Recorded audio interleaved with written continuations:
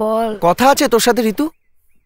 না, ভর দুপুর বেলা কেন ভাই, একটু ঘুমোতে দে ভাই। ওকে একবার ফোন কর না ভাই, ওকে এতবার করে ফোন করছি, একবারও ফোন ধরছে না আমার।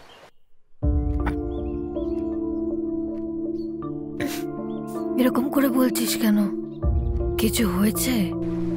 তুই ওকে কল কর না প্লিজ। আচ্ছা ঠিক আছে, দাঁড়া।